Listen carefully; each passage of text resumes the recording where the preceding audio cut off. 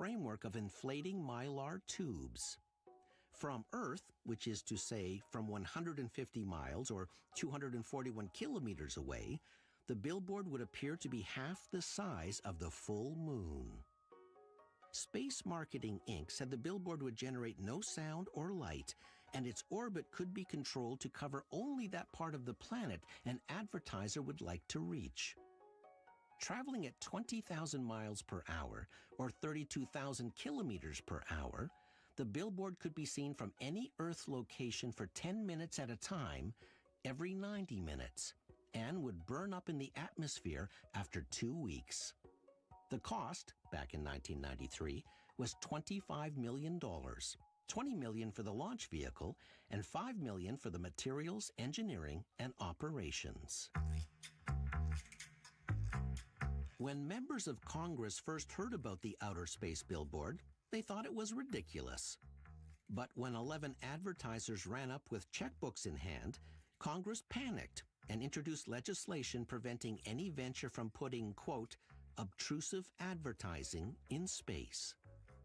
As one senator said at the time, if advertisers are willing to pay $1.7 million for a minute of ad time during the Super Bowl, it's frightening to imagine how much they might pay to have their ad seen by half the world for 15 days.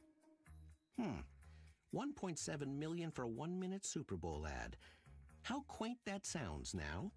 In the last Super Bowl, a full minute of ad time cost around $14 million. Even though Space Marketing Inc. called their ad an environmental billboard, it didn't fly, so to speak. The company was picketed by consumer groups, opposed by astronomers and lobbyists, and Space Marketing Inc. eventually abandoned the idea.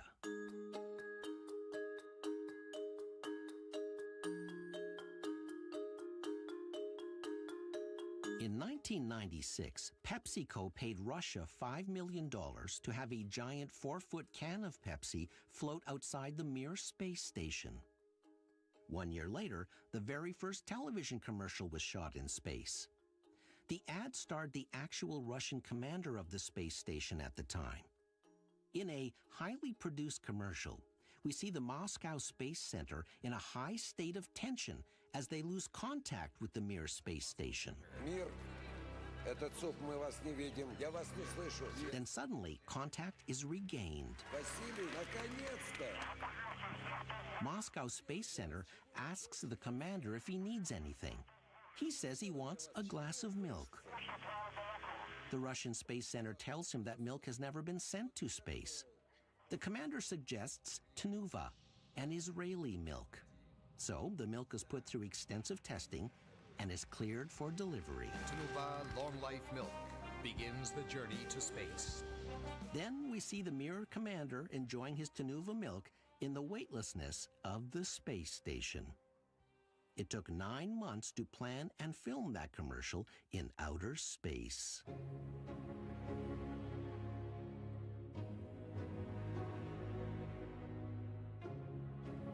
The thing about space advertising is that outer space is not ruled by any one entity per se. Back in 1967, the United Nations passed the Outer Space Treaty. The treaty was largely based on the declaration of legal principles governing the activities of countries in outer space.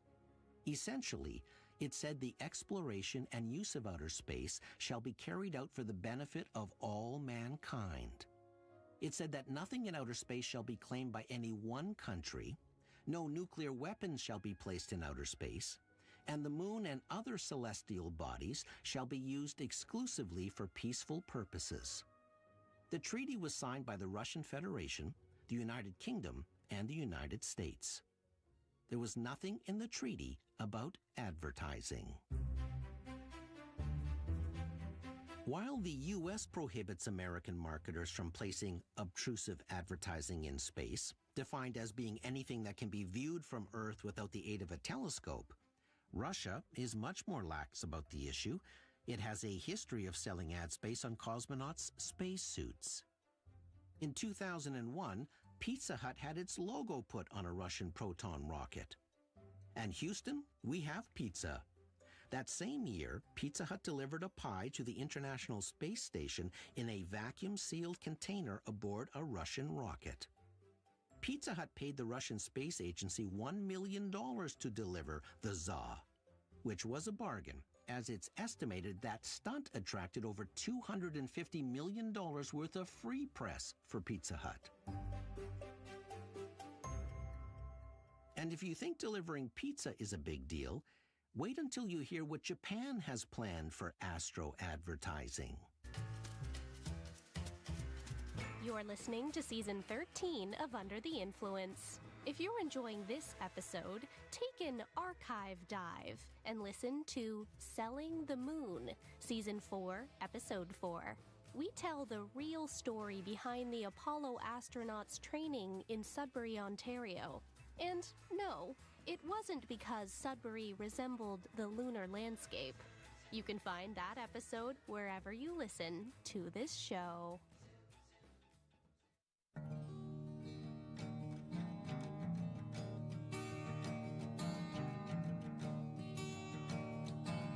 A Japanese company called iSpace wants to put advertising on the moon. Again, is it legal to advertise on the moon? Well, the short answer is yes. The aforementioned 1967 Outer Space Treaty, which Japan has also signed, does not directly specify or restrict advertising. And as for the No Obtrusive Ads American law restricting celestial advertising, iSpace doesn't need to abide by U.S. laws. But the company isn't suggesting plunking gigantic billboards onto the lunar surface. Instead, iSpace wants to project the image of an advertisement onto a lunar lander, rover, or other vehicle. While those ads wouldn't be visible from Earth, they would essentially be a photo op for brands who want the lunar landscape to be a backdrop for their logos. After all, Instagram does need content.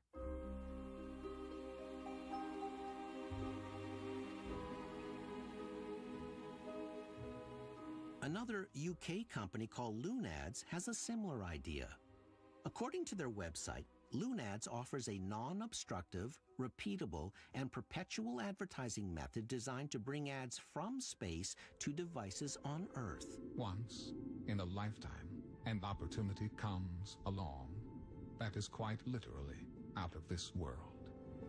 Our company, Intercosmic Space Programs, after decades of development, have secured the unique opportunity to advertise in space, including the moon. Here's how it would work. A satellite in lunar orbit would project ads onto the lunar surface.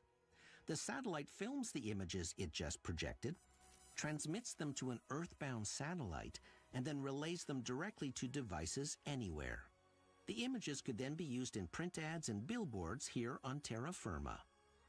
The projected images do not touch or alter the lunar surface in any way and cannot be viewed from Earth. Therefore, Lunads does not contravene any laws. The company has been awarded a patent and a trademark.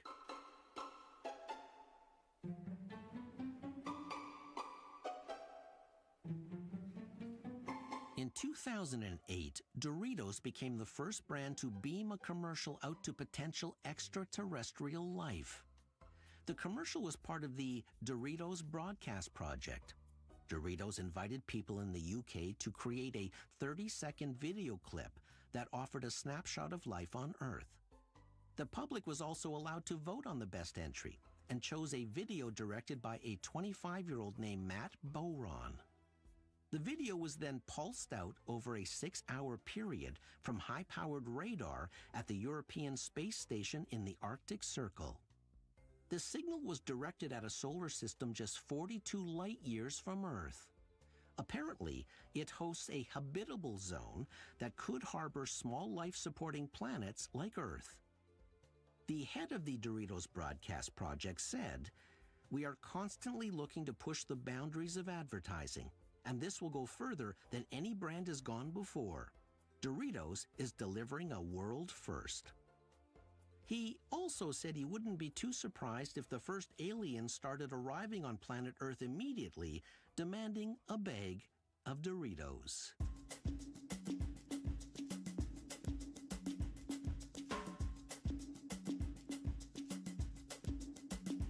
When Red Bull had a skydiver jump and free fall from the stratosphere back in 2012, there was a big delay because of bad weather. The jump was postponed for days. Kit Kat took the opportunity to post an ad telling Red Bull skydiver Felix Baumgartner that it could be a long wait, so have a break, have a Kit Kat. Then Kit Kat took it one big step further. 2 days later, to show solidarity with Baumgartner, it launched a Kit Kat bar into low orbit. Using a balloon, the Kit Kat bar rose to a height of 116,400 feet, or 35,400 meters above Earth. Camera footage tracked the bar's journey, and you can still find it on YouTube. Hashtag, take a break from gravity.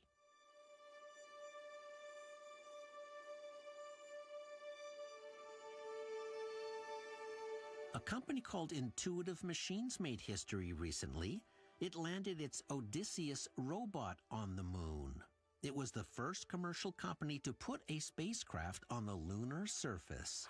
Houston, Odysseus has found his new home. That spacecraft also had a Columbia Sportswear logo on it. Part of that lunar lander was layered with a material called omni-heat to protect it from the extreme temperatures in space. Omni-heat is a patented material that Columbia puts in its puffer coats. While many companies make puffer coats, this lunar landing gave Columbia something to boast about in their marketing.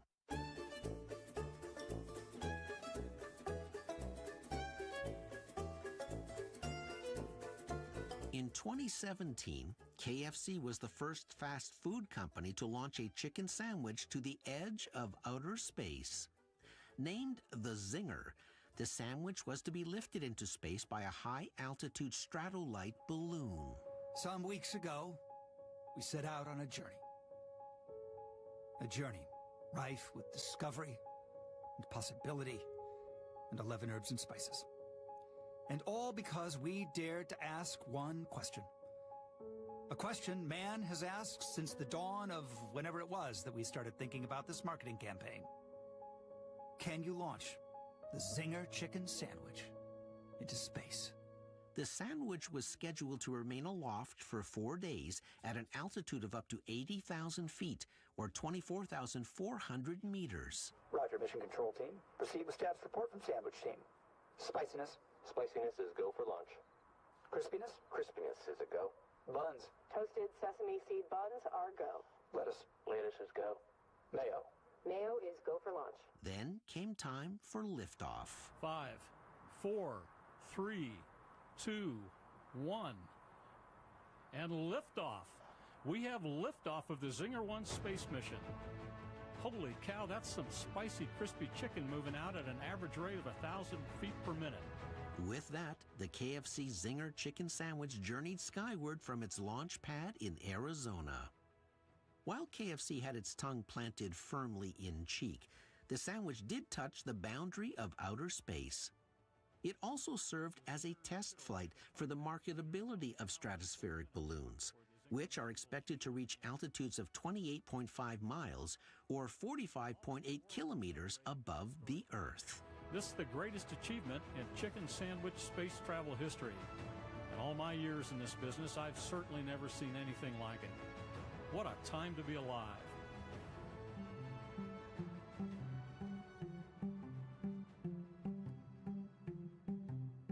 Remember when I mentioned Space Marketing Inc. and its giant outer space billboard idea that was essentially voted down by Congress?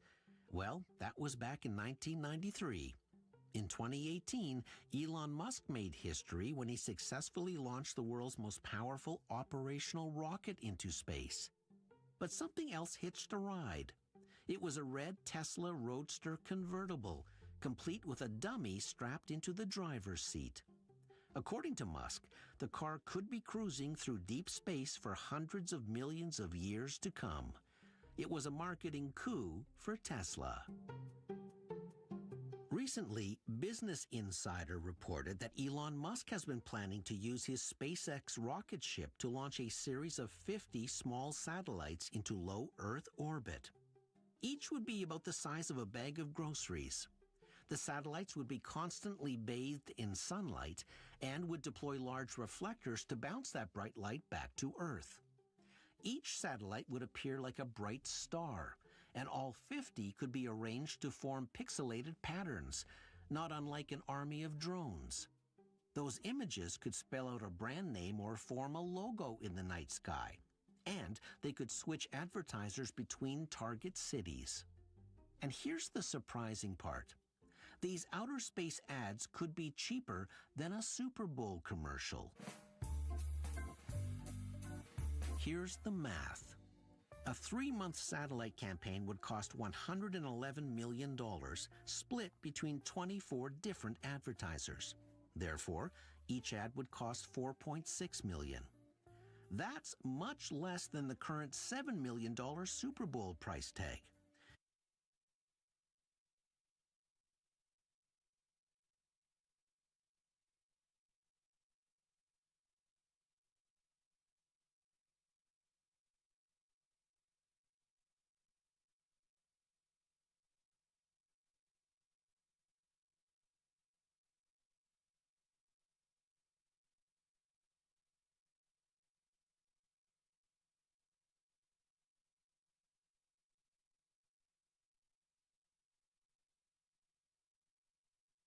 Like Musk's idea, these tiny satellites would reflect the sun and fly close together to comprise the pixels of a giant screen that could be switched on and off to display short words or logos.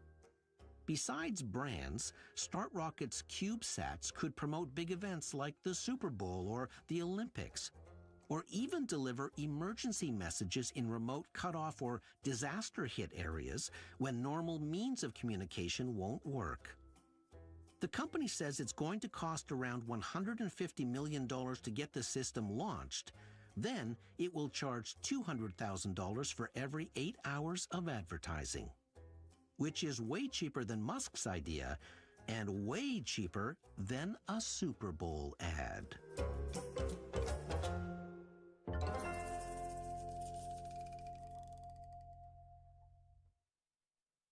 Since the 1950s, outer space has been the domain of governments. But with the arrival of commercialized space travel, all that is changing. The cost of space travel is coming down thanks to private industry, and NASA is even counting on that fact to underwrite future space exploration. But if private industry is going to hold that much sway, it's going to want to call the shots. And one of those shots will undoubtedly be advertising, because the possibility of reaching hundreds of millions of people at the same time will just be too tempting. And the revenue potential is astronomical. But I don't know anyone who wants to look up at the stars and see a logo for McDonald's, besides McDonald's. And I don't know anyone who wants to see the word Coke projected on the moon, besides Coke. I'm an ad guy who loves creativity and who sometimes likes to be surprised by a novel ad placement, but I don't like this idea. There is already too much advertising in the world. Why push that clutter into the Milky Way? It'll be one small step for man, one giant unwelcome leap for mankind when you're under the influence. I'm Terry O'Reilly.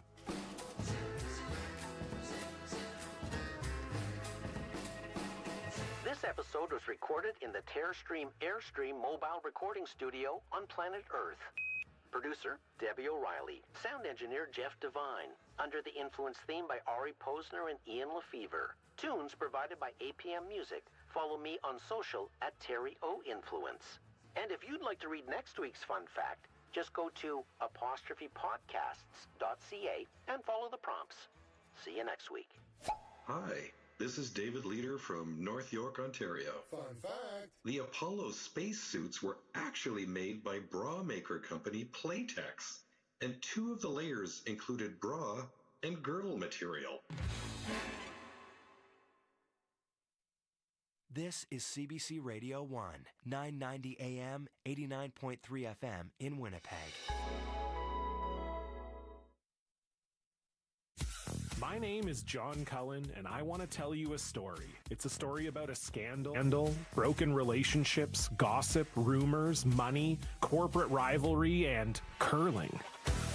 It's the story of Broomgate, how a single broom, yes, a broom, turned friends into foes and almost killed the 500-year-old sport of curling. It was a year I'd like to forget. Broomgate, available now wherever you get your podcasts. You know the feeling of finding a really good podcast? Or the feeling of someone always being there? Police said it would take for officers to get there. They say they felt they weren't a priority. Inspector Gord Spado says police response time depends on what other serious cases come in. We will get to you. We'll call you when we have somebody available. We can't predict when other emergencies come in. We'd already asked all the safety questions. That person was 100% safe at that point in time. So I'm not taking issue with the owner or the caller. I'm just saying that, put this in perspective, we understand that that's how they felt. Yesterday, the province pledged more money for 4 units to target retail theft. Spado says he doesn't have enough information yet to comment on the new funding. Supporters of a St. Boniface pool slated for closure say the city is treating their neighborhood unfairly. As the CBC's Cameron McLean reports, the fight to save Happyland Pool returned to City Hall today. This year's budget calls for the closure of Happyland Pool in St. Boniface. Supporters had raised more than $70,000 in a bid to keep the pool open for one more season. But the Public Works Committee rejected the idea after city officials said it wouldn't cover the full costs of operation. At the same meeting, the committee approved taking on $23 million in debt to cover cost increases on the South Winnipeg Recreation Campus project. Today, supporters of Happyland Pool told City Council that decision is hypocritical. They urged the councillors to approve the funding to keep Happyland open.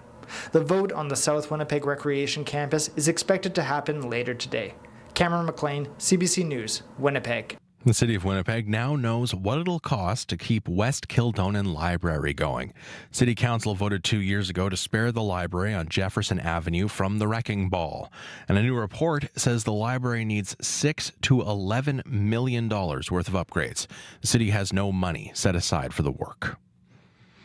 A Winnipeg breast cancer survivor hopes Manitoba follows other provinces and lowers the age for routine breast cancer screening.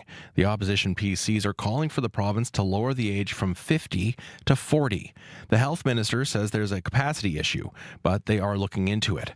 Shannon Coates was diagnosed with aggressive breast cancer at the age of 42 after years of begging for a mammogram. I was angry. I was frustrated. I was upset at our health system here in Manitoba that I have been denied and begging for it, and that Manitoba and Quebec are the only provinces in Canada that are denying this early screening for women for 40 to 49. I think it's reckless. Coates is now 6 months post-chemotherapy.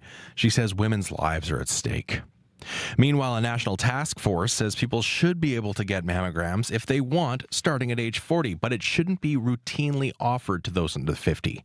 That advice is from the Canadian Task Force on Preventative Health Care. A report came from them, released today. It doesn't recommend regular screening for women under 50 who are of average risk. However, it believes breast cancer screening is a personal choice, and any woman who wants one should be able to get one. The task force points out routine screening also carries a risk of harm. With funding from Ontario and the federal government, the pharmaceutical giant Sanofi is opening a state-of-the-art vaccine manufacturing facility in Toronto. Sanofi will expand its production of vaccines for diseases such as tetanus, diphtheria, and pertussis, so the vaccines produced right here will save lives right around the world. That's Prime Minister Justin Trudeau announcing $20 million in federal funding for the facility. As well, he's chipping in another $400 million from the Strategic Innovation Fund. Ontario is contributing $50 million, the province. Sanofi says the research centre will create more than 200 high-skilled jobs. To South Africa now. For all intents and purposes, counting procedures have now been concluded. Electoral officials say all the votes are in the country's hotly contested general election. Earlier results show the African National Congress is on course to lose its parliamentary majority after 30 years in power. It would need a coalition partner to stay in power for the first time since the end of apartheid. Support for the ANC has been declining because of high unemployment rates, rampant crime, and corruption, widespread corruption. A new survey is suggesting the number of Canadians interested in buying an electric vehicle is on the decline. The JD Power study shows 11% of Canadian car owners are looking to go electric with their next vehicle. That's down from 14% last year. The report says interest in buying electric is highest in provinces which offer government incentives, specifically British Columbia and Quebec. And for news anytime, head to cbc.ca/Manitoba. Looking at the forecast in Winnipeg, we could see more thunderstorms this afternoon with windy conditions. Temperatures around 21. Brandon, a chance of more thunderstorms and windy, a high of 21 as well. Dauphin, windy, a risk of thunder, a high of 19. Flin Flon, showers and lightning, a high of 14. Thompson, a chance of rain, a high of 24. And in Churchill, windy with a mix of sun and cloud and a high around 18 degrees.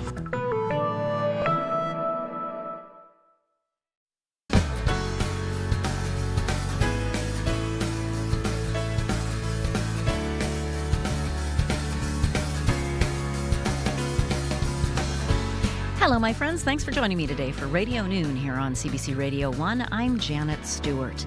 Attention gardeners and wannabe gardeners. What is your favorite thing to grow? Or if you're just starting out, what questions do you have?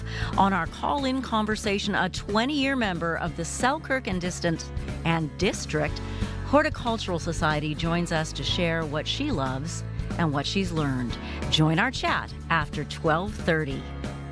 Orange Shirt Day is in September, but today, its founder, Phyllis Webstad, is receiving an honorary Doctorate of Education from the University of Brandon for her commitment to truth and reconciliation. An interview with her coming up in just a moment. A new transitional housing facility just opened in Brandon, and that's where Radio Noon begins today. The new first-of-its-kind safe house in Brandon has its first resident. Chelsea's house is named for Chelsea Cote, a chronically homeless Indigenous woman who died in February from what is believed to be toxic drug poisoning. She was only 35 years old. The 7-bed supportive housing unit is for Indigenous women who are at high risk due to homelessness. Danette Hanmore was the first person to move into Chelsea's house. CBC's Chelsea Kemp spoke with her. What do you think of the house? Because it's known in Brandon. It's known as a trap house. It was known as a drug house. But now the way they made it, they made the colors bright. It's still old, but it's still renovated. It's homey. It is homey. It can be homey. And it can be for the community for sure. What was it like trying to find a house before you got in at the Chelsea's house? Oh, honestly, I never even got replies back from people. I applied at houses every morning. I made sure I dedicated my time to that every day, and not even a email back. And then the ones that I did, you wanted somebody working, or you wanted somebody, and it just didn't apply to me. So Sam from Housing First approached me and told me that they had a place for me. So everybody knew I was out here on the streets and trying to get a place. And she just approached me and told me that she had a home. So I was like, let's do it. What do you want the house to be like? If you get your say, what should it look like? I think it should be for anybody in the community that, just wants to get a safe place to rest and, to eat. Food brings people together, place to listen to music, whatever, just chill out and relax, because a lot of, that's hard to do anywhere around here. Did you know Chelsea? Oh, yes. She was actually my relative. She was always kind to people. She was always shared.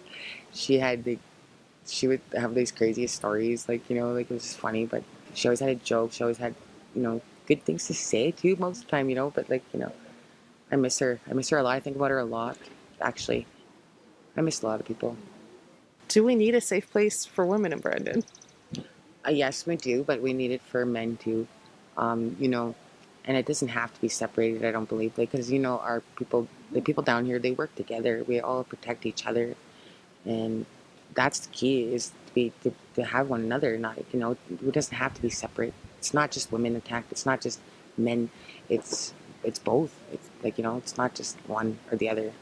And we have to learn to work together, right? Men and women. So love is the answer to all healing and any sicknesses, whatever. It's just love, I think. Like, you know, if you show love, you know how far you... That's all that sparks. That's all that worked for me, was somebody showed me just a little bit of love, and it taught me to love myself again. It taught me to bring myself to a point where I need to be here again, you know what I mean? I matter. Danette Hanmore was the first woman to move into Brandon's new supportive housing building called Chelsea's House. The Sam she mentioned in that interview is Samantha Vandenham, the manager of the Manitoba Métis Federation's Housing First program in Brandon.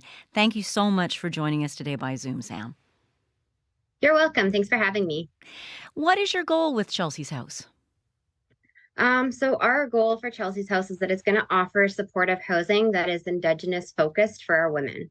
We're hoping that by moving in some of these older Indigenous females that were currently homeless, that they can grow, develop skills, be able to pass this knowledge on, and they can become the aunties and grandmas that are going to be able to create a nice, safe environment for other individuals to come in. So your older women are moving in first? Yep. And then there's 7 beds there, so you're hoping to, you know, how great is the need? I'm imagining those 7 beds could fill up pretty quickly. Yes. Yeah. The 7 beds are already full. We have people in place for all of those beds. Currently, we have 5 individuals in the home right now, with another 2 to move in next week. And then we are starting to accumulate a wait list for new individuals to come in. But I can tell you that the need for services is, we've seen a rise of 122% since 2020. Why do you think that is? A lot of it is people fleeing their home communities, lack of resources, not being able to feel safe on the streets. And sometimes it's barriers while trying to find housing just in general, right? How you're paying for that housing, what services you're connected to, what's your employment status. Yeah, and all that stuff can make an already tight market and expensive rents really difficult. Yes. Now, you partnered with Brandon's Action Research in Chronic Homelessness, otherwise known as the ARCH project, to make Chelsea's House a reality. What are the benefits of that partnership? So some of the benefits is, we have additional people that are able to assist us when needed. They've provided a lot of insight to the things that were identified in the interviews that they had conducted over the winter months. Those interviews with whom? Tell us more about that. They did 102 interviews with individuals that were chronically homeless, that were fleeing from home communities. So, right, and all that they learned is now informing what you're doing. Yes, so we are just one of 7 projects that the ART research team is launching through the partnership. Well, that's fantastic to think of that there's other things coming as well. In Chelsea's House, what kind of will there be formal programming offered, or is it just more the women teaching each other? Yeah, so we have completely renovated the inside, and we're working on the outside to be able to have a safe space, like a fence and stuff put up. And then inside the home, they're going to have access to the resources that they've identified. So they have an area that they can relax. We have an area for counseling, for one-on-one services. We have a crafting space where they're able to be creative. We have a calm room where they're able to heal.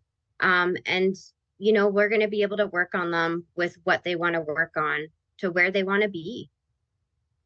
To where they want to be, where they want to get to, their own goals. Yep. How long can women stay there? So it's known as supportive housing. So there is no date. Ideally, they could be there for 1 to 2 months. Maybe they're there for 6 months. Maybe they're there for 2 years. Everybody has their own way of healing. Everybody has their own path that they need to go and things that they need to overcome. Our goal is to give them a safe space to do this. so that they can heal at their own pace without feeling pressure. You heard Danette Hanmore, who Chelsea Kemp interviewed, saying men need a place like this too. Do you agree? I do agree. There's a need in the community for everybody. Is that something the MF might, and the Housing First program might target in the future? Ideally, I would love to be able to see something like that. I have a fantastic relationship with our MMF office here, the Southwest region. Vice President Leah LaPlante has always been community focused. So I would love to be able to see a project like that. We just need to make sure that we're doing things at a proper pace so that client care and focus isn't impacted. The house you renovated for Chelsea's House had a terrible reputation. You told our CBC Brandon reporter Chelsea Kemp that it used to be known as Meth Mansion. What are the benefits of renovating a house like that? So some of the benefits that have come from that is we've taken a house that, was known for bad purposes, for illegal activities, exploitation, and we've turned it into something that is quiet, that is calm, that is inviting, that offers a safe environment. And we're repurposing it into a place that the community wants, right? And that our people need. And what lessons does that show the community?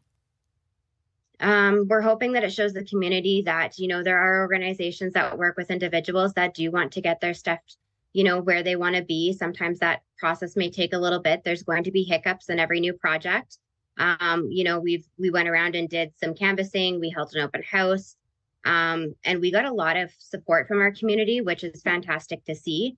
They're very excited to be part of it. And some of them have even offered to come in and help teach our individuals some different skills and sets and stuff that they can use going forward. Oh, that's fantastic. Samantha Vandenham, thank you so much for joining us today. You're welcome. Thank you for having me.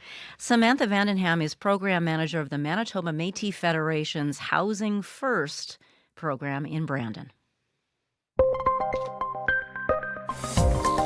Your local news at your fingertips. CBC News has a local news app made for your phone or tablet. So don't waste time scrolling for the local stories you want. Just download the app to get the information that matters to you when it happens. And how you want it. Another way to get your local news. The CBC News app. Download it today.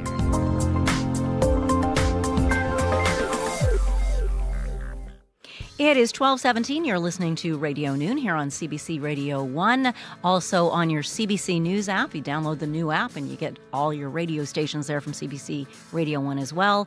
And the CBC Listen app. Also on YouTube. Just search CBC Manitoba and you'll find us there. You can always go back there, too, if you want to revisit one of our, say, call-in conversations. They'll be up there. Today's call-in conversation involves the Selkirk and District Horticultural Society. It's celebrating its 30th anniversary as a club this year, and we have one of its longtime members joining us after the 12:30 news and weather to have a conversation about what is great about gardening, what you love to grow, and what new obstacles you're facing. What do you need advice with? We've got a longtime gardener joining us after 12:30 to answer your questions and share some advice. Grow some knowledge. You like that one? Grow some knowledge. In just a moment, we're going to talk about what's happening at the University of Brandon today. But right now, let's take a quick look at your weather forecast. At the Brandon Airport right now, it's mostly cloudy, sitting at 15 degrees. In other places as well, we've got a mix of sun and cloud, a mostly cloudy day in Churchill Airport. Flin Flon seeing light rain. That's what we're seeing in Winnipeg today. Hard to tell, actually. Yeah, the windshield wipers are going on the cars passing us here downtown. It is going to be a mostly rainy day, but we've got a sunny weekend ahead. I'll bring you those details after the 12:30 news.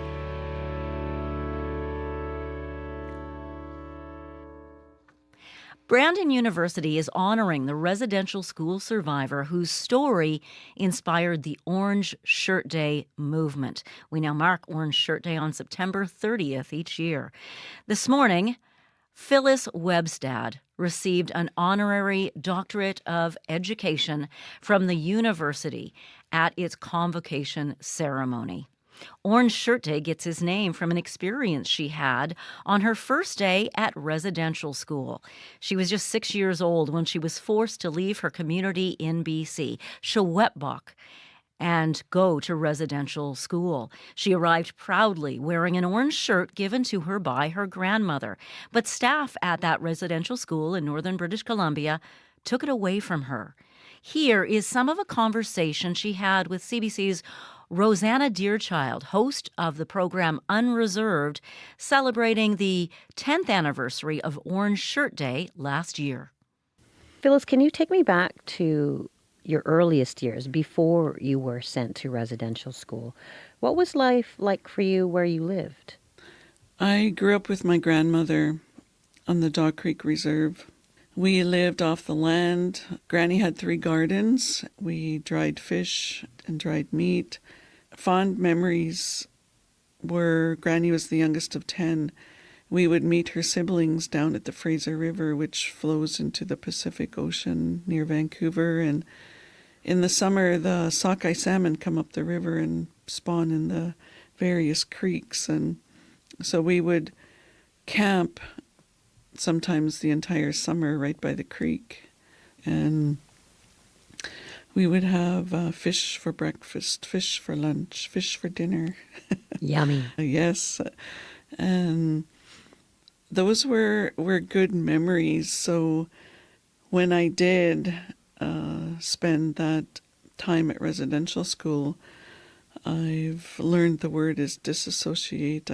My spirit could leave my body, which happens when children are put into situations that they have no control over and they can't escape. So I learned to escape through my spirit and go to where there were happy times. And so the river was one of those happy times, and being in Granny's house with her, and so I could go back. And even when I got older, I used to get excited about bedtime because that's what I would do. I could go anywhere, be anything I wanted to be, and I've kind of lost that over the years, but as an adult, I can still find myself disassociating, so I need to call my spirit back occasionally. Mm-hmm.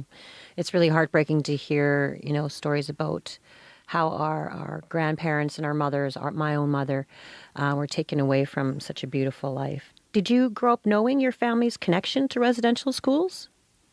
I knew about it. I knew it happened, and it happened to me. But it wasn't something that we talked about. And to be clear, how many in your family were taken? There were 14, starting with my grandmother. And unbeknownst to me, my son was at St. Michael's when it closed in 1996. And so 4 generations of our family. 4 generations of your family were taken to residential school. Yes. I just want people to sit with that for a minute. That is a lot of trauma for one family to carry. When you were 6 years old, your grandmother gave you an orange shirt. Can you tell me about this orange shirt? I turned 6 in July of 1973. And Granny did what she had always done. She brought me to town and my cousin to buy us something new to wear to go to school in. It was the early 70s, the crazy hippie psychedelic time. Everything was bright. And I chose a bright orange shirt with a shoelace string in front, like with the holes and the shoelace laced through. I didn't get many new things, so I definitely remembered getting that shirt and being excited. And so it's about a 2-hour ride to the mission. And when I get there, my shirt, everybody's clothing gets taken away. And what did that shirt, or more specifically, the taking of that shirt from you, come to represent for you? Even though my healing journey started in 1994, when I was 27 years old, I had never really connected residential school history, my story, to my life And it just hit me in 2013. And what I say now is life can be understood backward, but must be lived forward. But I had to go back and to revisit in order to make sense of what happened and how it impacted my life even into current day. And that feeling was like I didn't matter. All of us there, I was a newly 6-year-old, there were 5-year-olds there. 5 and 6-year-olds should not be comforting each other. And that's what was happening. We could be sick, tired, hungry, lonely, sad, crying our eyeballs out at night. And there wasn't an adult to come and make it better. So I felt like I did not matter. And that's where Every Child Matters originally started from. That was Phyllis Webstad, the founder of Orange Shirt Day, speaking with CBC's Rosanna Deerchild, host of the show Unreserved, last year when Orange Shirt Day marked its 10th anniversary. This morning, Phyllis Webstad received an honorary Doctor of Education degree from Brandon University. In a news release, Brandon University President David Docherty recognized Webstad as, quote, one of the key people in a major societal shift to recognize the importance of truth and reconciliation in Canada.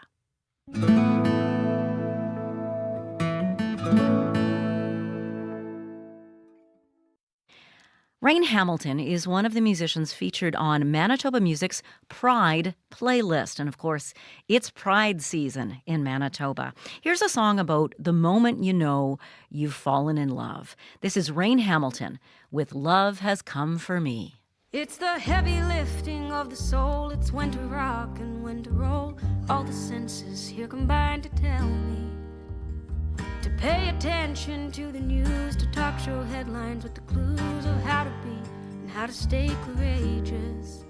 Tell me, oh, the night has come,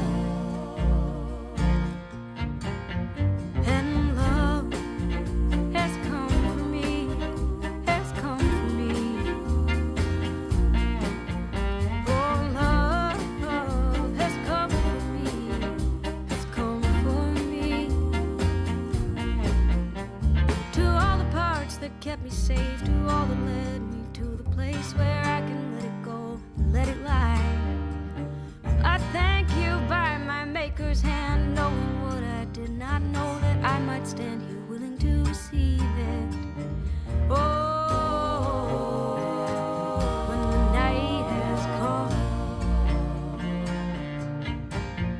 and love has come for me, has come for me, come for me. Oh, love has come for me, has come for me, come for me. And I know this face, or I've walked these floors. I know that I should name it, beholding so spectacular a thing. And I see that I can hold it all. It comes to fill the space that I'm within.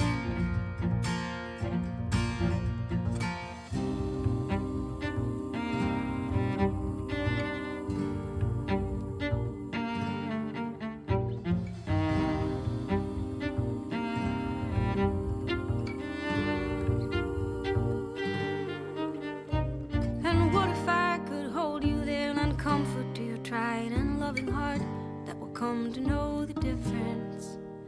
The points of light that amplify, that resonate, a sympathetic thought, the kind of thing that tears the walls down.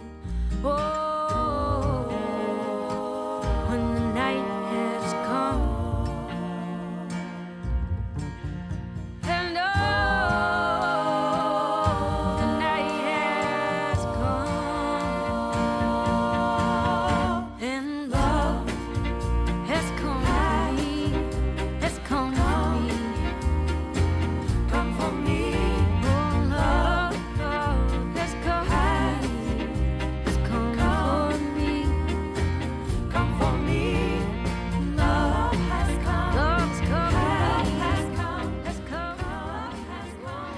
Out of Winnipeg, that's Rain Hamilton with Love Has Come For Me. We're almost ready to start our calling conversation today. We want to hear about your favorite plants. What do you love to grow? What questions do you have about gardening? We have a longtime member of the Selkirk District Horticultural Society joining us. So call us now, 204-788. No, wait, 204-780-0893. It was almost perfect. We'll talk to you soon. It's 12:30. This is CBC News. At 12:30, we're at 16 degrees with rainy skies over downtown Winnipeg. Good afternoon. I'm Matt Humphrey. Winnipeg police are responding to concerns raised by a bakery owner about their response times after a recent robbery. As the CBC's Josh Crabb reports, the owners felt they were not a priority. This past Saturday night, Cinnaholic Bakery's McPhillip Street location was robbed. 2 workers felt threatened by a woman who took money from the cash register and then left. Bakery owner Menchie Finlay called 911 and was told by a call taker officers might be able to come the same night or the next day depending how busy officers are.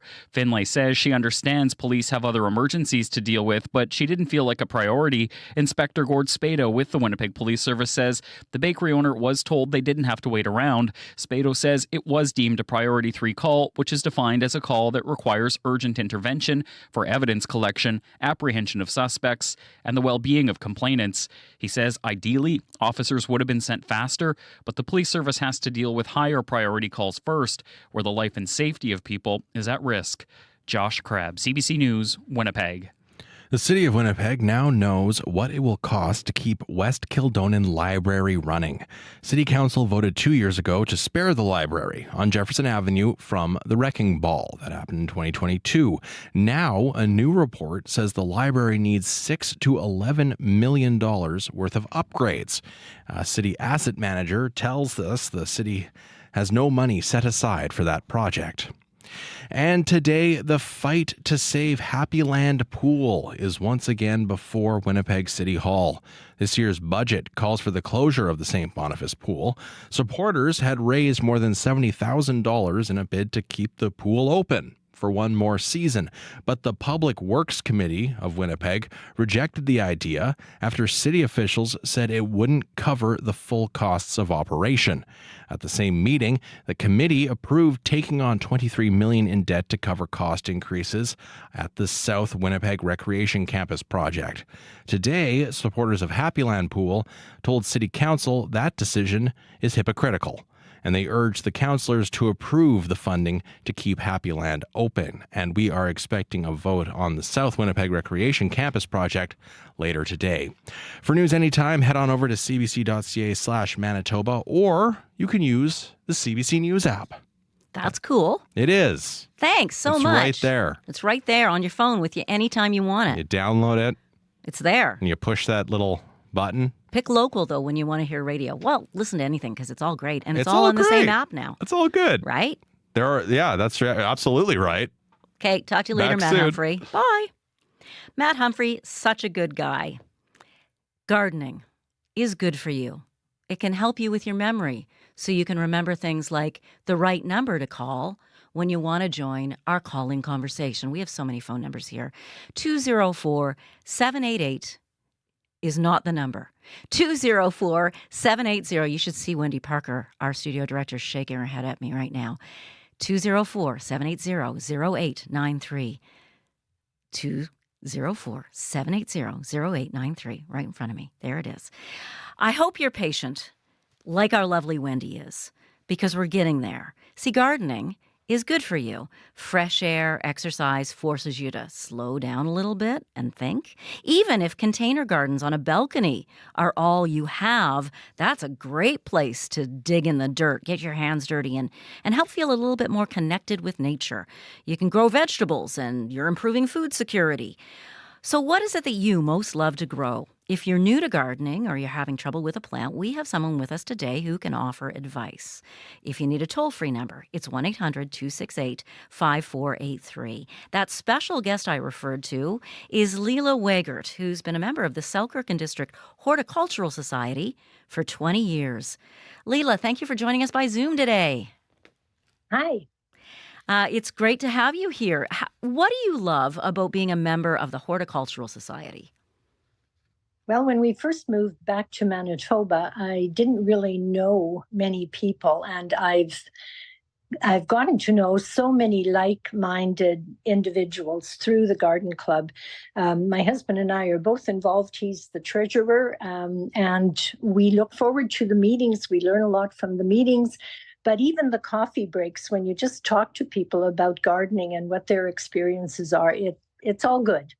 It's all good because everybody's experienced something different or maybe tried growing something else and figured out a great way to do it. It's a good place to get advice, right? Yeah, and our garden club looks after 2 gardens in Selkirk, the Red Feather Farm Garden on Edson Place and the Main Street Perennial Garden. And I've learned so much just from working in those gardens because the people that originally planted them are very knowledgeable. And as you're working, you discover new plants, you discover what to do with particular plants. It's really a learning experience.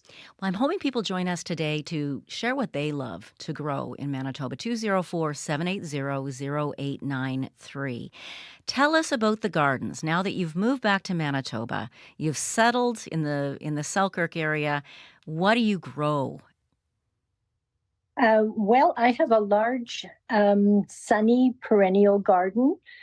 Numerous flower beds, but we also grow vegetables. We have raspberries that we pick every year, even though in the last couple of years there's been issues with a particular fly that has infested all the raspberries or most of the raspberries in Manitoba. It's called the Drosophila fly. And it can devastate your crops, so you have to pick very frequently. But we grow I don't know how many plants, how many different varieties of plants I have in my garden, but I'm sure it's probably at least 500, I would say. Is there one that you think of as your favorite? Well, I'm very partial to white flowers for some reason. I'm not sure what it is. And I have a plant called the Persicaria polymorpha, which is a great long name, but its common name is a giant fleece flower. And it grows from the ground up to a height of about 9 feet in one season and has white feathery plumes most of the summer. It starts to bloom early, and as the summer progresses, they change to a sort of beigey color, but they're still very attractive. I love that plant. I love hydrangeas. I love white peonies in particular. So lots of different things. My husband likes.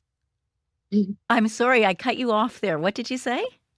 No, I said my husband is more partial to plants that are blue, so I have to have a lot of those too. Do you mix them together, or do you have like white in one area and blue in the other? Well, I do have a white garden, which is exclusively white, sort of in the middle of my perennial garden. But otherwise, the blues are mixed in with pinks and purples and yellows, that sort of thing. 204-780-0893 is the number to call. We've got Leela Wegert with us today. She's an experienced gardener, and she'd love to help answer your questions or chat with you about what the best plants are and how our zone has changed. You were talking about perennials a moment ago. Have you noticed? First of all, we should explain the idea of zones. For anyone who's listening and isn't a gardener, how does the zone system help you select plants for where you live?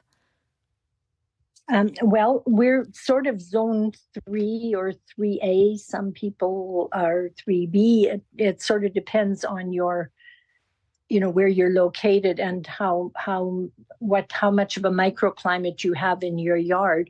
But I have noticed over the years that the zone is changing, and zone 4 and zone 5 plants tend to survive much better than they used to. I used to be very careful when I was buying perennials to make sure that they were going to be something that I wasn't just throwing money away on. But now in the last few years, it seems that they do survive. If you look after them the first year or so, give them a little babying, then they'll probably do fine for you. The zones, I find, it's the lower the number, the colder the winter, basically, and the hardier the plant needs to be. You mentioned correct. a microclimate as well. That would be a protected area where it might just be a little bit warmer. Is that right? Exactly. Yeah. Yes. If it's, say, near a building that absorbs heat in the daytime and sort of reflects it back at night, then you can grow plants in that area if it's quite protected that may not survive anywhere else. So that gives you a greater variety of things you can plant here in Manitoba. Keep that in mind when you call us with your questions or comments about what your favorite flower is, what your favorite vegetable is to grow. 204-780-0893, toll free 1-800-268-5483. Julie gave us a call earlier today to tell us about her favorite flower. My mother had ran a bedding plant, selling bedding plants on Corden Avenue at Niagara Street in 1959. I like the flower. It's a very tiny flower with a big long name. It's Viola Helen Mount. It's a type of violet. That's my favorite flowers. I don't see them in the florist shops anymore or in the bedding plants, but then again, I'm not looking. I haven't got room for bedding plants. I don't have a salary to buy plants. Have a great day. Do you know that plant that Julie mentioned, Leela? A viola. What was the second part of it? I couldn't. Gosh, hear. we'd have to play it again, but it's a little. It sounds like a little violet. I think of Yeah. Johnny Jump Ups. Do you Yeah, remember? Johnny Jump Up seed themselves very easily, but there are also native violets. For example, I have a white native violet in my garden as well, and I've put some of those into our plant sale this year because they tend to spread. They spread by underground roots, and they can get a little too adventurous sometimes. A little voracious and take over too much? Yes, exactly. Now, Julie mentioned at the end of her clip there, too, that plants can be expensive to buy. Very expensive. So when you're in a garden center, and we're going to get to your plant sale, and one of the great things about being a gardener is that you can share. But first of all, let's talk about when you go in to select a plant. What should someone look for to make sure it's healthy? If it's, are we talking about perennial plants or annuals? Is it well? Let's talk about perennials first. I'm not sure. Is it different what you need to look for? The larger the perennial plant, the more expensive it's going to be. And in a way, there are some advantages to buying a bigger plant if you want instant gratification. But if you buy the smaller plant, it may take a year to get established, but ultimately you will have the same size plant, but you've spent a lot less money on it. So I often will buy the smaller perennials just because I know that they will get there, and there's less danger maybe of I should say the problem with buying a large perennial plant is that it will often be in bloom already when you buy it in the pot.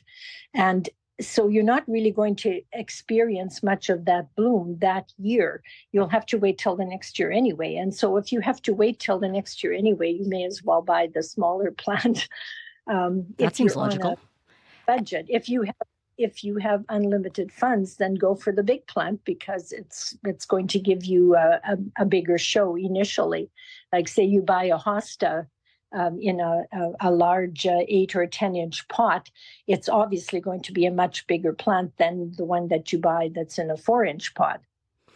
Now, talking about annuals, you mentioned blooms there. Sometimes you go into annuals and there's a plant that's just so beautifully in bloom, and the one beside it hasn't opened at all. Which one do you buy?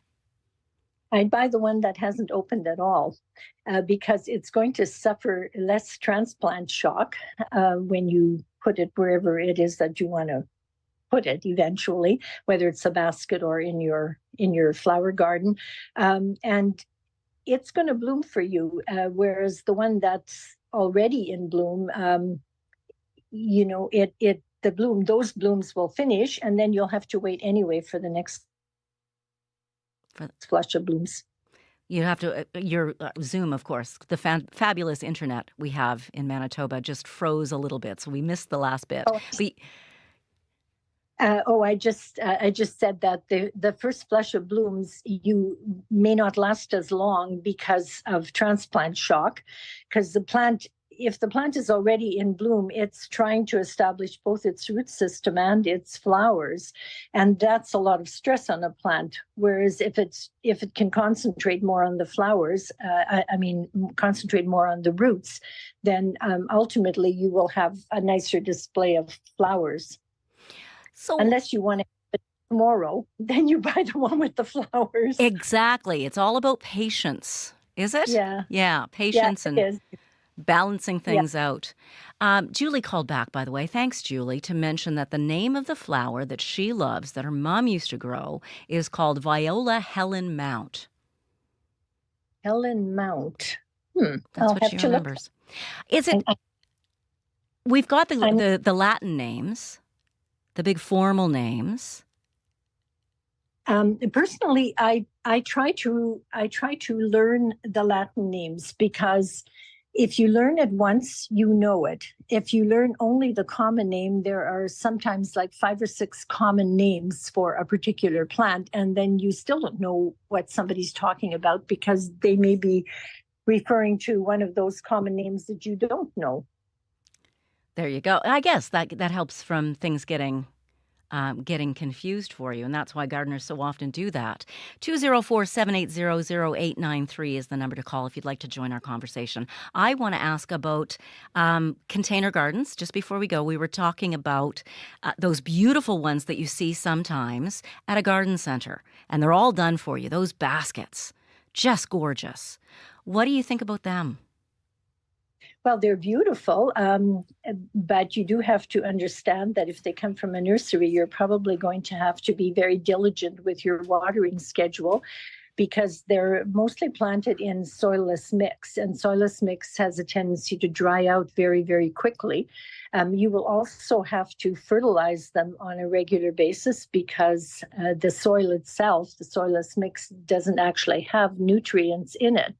But if you're willing to do that, you will have wonderful, wonderful baskets that look good when you buy them. And if you look after them, they can continue to look good the rest of the summer.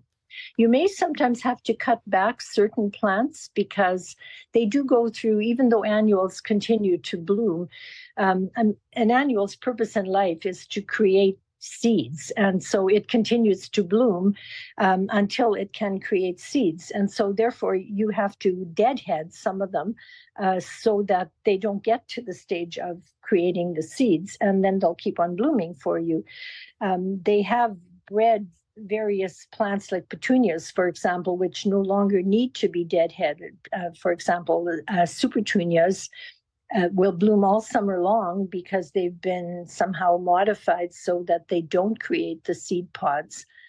And that's a lot less work. If you buy an ordinary petunia, you will have to deadhead it. And speaking of deadheading, it's not just a matter of pulling off the dead blossom. That isn't really deadheading. What you need to do is also snip off the part just below where the blossom comes out, because that's where the seeds will be forming. And if you just pull the dead flower off, it's not going to prevent the plant from growing a seed on that little bump that's right at the top of the stem under the flower. Thank you for that tip. I think you've just helped me very much. Now, a lot of go ahead. Pick them, and a lot of people just pull them off and think they're done, but that isn't really going to help. Now, just before we let you go, I'm so grateful for your time today, because I know this is a really busy time for the Selkirk and District Horticultural Society's members. You have a big plant show, a plant sale, I should say, tomorrow. Tell us about that. Yes, it's the 26th annual plant sale for our club. It's our only fundraiser, so we put a lot of work into it. The plants are all donated by the members, so they're all locally grown, and we sell them at prices that beat any nursery that you can find in the city of Winnipeg or the surrounding area. For example, our perennials, if they're in a 4 or 6 inch pot, they usually sell for $3. Some of them even sell for $2 if we happen to have a lot of a particular kind. We also have vegetable plants, succulents, annuals, houseplants, shrubs, trees, vines. So where do we find this sale, Leela? Just about anything you can think of. So the sale is held just in the evening from 6 to 8 p.m. in the evening at 368 Jemima Street, which is the Selkirk Memorial Hall. But just to orientate yourself, it's directly behind the Safeway store, which is on the main street of Selkirk. So if you see the Safeway store, just turn down the next block and you can't miss us. You can't miss the lineup of people probably tomorrow night, 6 to 8 in Selkirk. It's free admission, but it is cash only. So you need to bring your wallet with you. And we do have a silent auction. There's plenty of free parking. We have a 50-50 draw. It's wheelchair accessible. We have boxes for you to bring your plants home in, or you can bring your own trays if you prefer. And it's really a lot of fun. Leela, this has been fun. Thank you so much for joining us today. You're very welcome. Leela Wegert is a member of the Selkirk and District Horticultural Society. She has been for 20 years. Their big sale is tomorrow, 4 to 6 p.m. in Selkirk behind the Safeway. Sing and sway to R&B on Marvin's Room.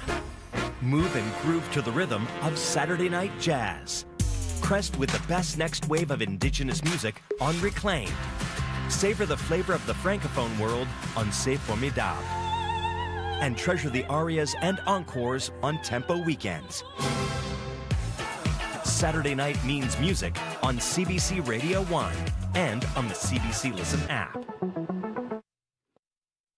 The Highland Games are underway in the United Kingdom right now. The Games are a Scottish tradition, and where there's Scottish tradition, there are bagpipes, of course. CBC's James Sharani took a tour of Scott's Highland Services in London, Ontario. Jim Scott founded that company 45 years ago. He's been making bagpipes since 1979. During the tour with Scott and his cheap piping expert, Wayne Cartier, James learned the company's influence reaches far beyond the province of Ontario. Let's go this way and I'll show you some small pipes. Oh, well, there's a whole other workroom. Have your bagpipes, have they been sold and used in the Highland Games in Scotland, as far as you know? Well, our pipes will be sold everywhere because we've been at it so long, and they've been marketed very well. So our pipes are just like anybody else. There's good makers, many good makers out there of Highland bagpipes, and we tend to put ourselves in that very same boat. And what makes a good bagpipe from a bad bagpipe? I think it's, what I say a lot has to do with the player. That's true. A lot has to do with the player. You know, you could take some of the player like Wayne as an example and give him what we may feel is not the greatest of pipes, and he'll make it sound good. But what makes a good one? A lot of it has to do with the sound, a lot of it has to do with the chanter, and a lot has to do with the reeds. And so we handle all those particular areas, whether it be chanters, whether it be the sound of the drones. We've worked for a long time to get a specific sound that we think is good, and they are made to that sound. I'm just curious, you talked about some of your other competitors, but what makes yours different and unique in comparison? I think our sound of our product is a little bit different, and it's taken us a number of years to give that sound. It's many pipes today. When I use the word harsh, I don't want you to feel that that's not positive, because some people like a big booming, harsher type sound on their pipes. Other people like myself, I like a little mellower sound, a softer sound. That's what my ear has been used to all my life on playing. And so that's what probably makes ours a little bit different. Let's go this way. We'll talk about the... I think majority of people will never play the bagpipes. You've had the privilege of being able to play the bagpipes your whole life. When you're playing among other people, what does that actually feel like? Oh, it's fantastic. As Wayne goes to the Worlds every year. He plays in his band every year, and they're playing at the end of that games where we have what we call mass bands. There can be upwards of 200 bands that you're playing with. So you can imagine you're on a field with 200 other bands, and in each one of those bands probably having 12 to 15 people minimum in them, pipers we'll say, let alone the 10 or 12 drummers that are behind them. It's a sound that is awe-inspiring, and Wayne's the best one to describe that. It's an amazing feeling to have. It's a camaraderie, right, first off, because you know that there's not that many of us within the world that do that, but then it's a feeling of family heritage, family history, all of that part, but you get that opportunity to be able to play something that not everybody can, and that there's only a few amongst the world that do it. And then to be able to stand there on the world stage at the World Championships and be able to play, whether you're in one of the lower grade contests or right up at the top at the professionals, you're there with the creme de la creme of everybody that's across the world. When you get that feedback from the audience that are watching, what is that feeling like? It's a great feeling. It's we equate it sometimes to those few minutes of feeling like a rock star, really, because everybody's there to watch you, right? And so whether you're at a show, whether you're at a gig, a contest, or anything, everybody is eyes are all on you. When you were in Scotland, did you see someone using one of your bagpipes? Yes, I have over the years, because many of the bands that are there obviously come from North America as well. And at Highland Games, if you were to go to the games in a couple of weeks in Georgetown, there'll be a number of players on the field playing our pipes. And more specifically in Scotland, just because it's so far away from here, what's it like to see your own product being played there? Well, you have to feel pretty good, don't you? You put a smile on your face and you just say thank you. Yeah, that's all I can say on that one. That's Jim Scott, the co-founder of Scott's Highland Services. They're a bagpipe making company in London, Ontario. Wayne Cartier was playing behind them. They were speaking with CBC's James Shirani about the influence of bagpipes all over the world. Emily Brass joins us now. Now, I know you're a saxophonist. Mm-hmm. Do you like bagpipes? How do you feel about them? I actually do like bagpipes, but they have to be played well, right? And it's one of those instruments, if you're off just a bit, it's like the nails on the chalkboard. I had a neighbor when I was growing up in Nova Scotia who was learning. And we always kind of joked about that because it doesn't, but I love the pipes. I have someone now in my neighborhood who practices outside, and I love it whenever you do it. So keep that up, whoever you are. Yay. What's coming up on Up to Speed today? Well, as you may have heard, the province has plans to extend Centerport Highway to Chief Peguis Trail, and the proposed route for that 4-lane divided highway would run directly next to Little Mountain Park. And that's one of the biggest green spaces in the greater Winnipeg area. It's also a very popular dog park, and we're going to hear from a group of citizens concerned about the impact on park goers and wildlife. Emily Brass is hosting Up to Speed this afternoon. Thank you, Emily. Thank you. The program, of course, airs 3 to 6 p.m. here on CBC Radio 1, your Listen app, and now your brand new CBC News app has Radio 1 on it too, so be sure to download the new version. Thank you so much for joining us today. Thanks to Matt Humphrey for handling news so well. Thanks to Travis Peterson for putting us up on YouTube. Dylan Longhurst is our studio technician. Our studio director is Wendy Parker. Nellie Gonzalez and Leif Larson lead the current affairs area in the CBC newsroom, and we're grateful to them. I'm Janet Stewart. I'm grateful to you for listening today. Stay with CBC Radio 1 because we have Quirks and Quarks coming up next.